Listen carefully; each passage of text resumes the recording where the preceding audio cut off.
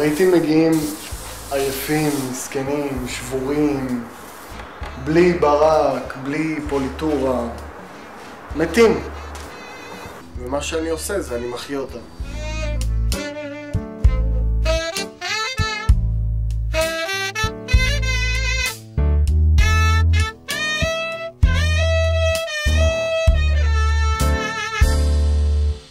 בתהליך של פוליטורה צרפתית, כדי להגיע למשטח אחיד ומאוד מאוד חלק, משתמשים בפימס, שזה אבן ים, שהיא תכונה מאוד מאוד גה, ומה שהפימס הזה עושה, הוא גם עושה את הפיניש האחרון, השיוף האחרון, והוא גם נכנס לתוך הפורים של העץ.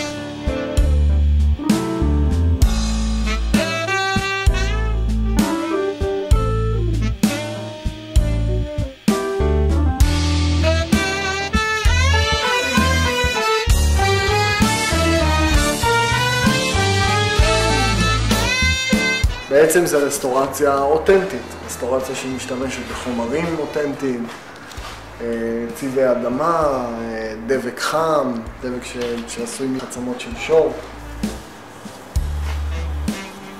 והטכניקות עצמן.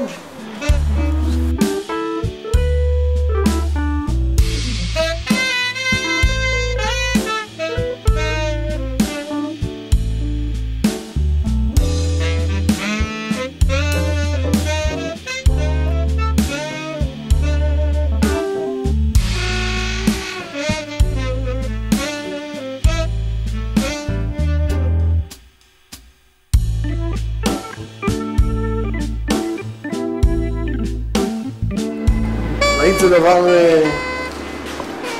שנותן אווירה. זה לדוגמה רהיט שאף פעם לא יאבד את הסטייל שלו. יש הרי תמיד סטייל, יש תמיד פייז של התלהבות מעיצוב מסוים, דברים כאלה.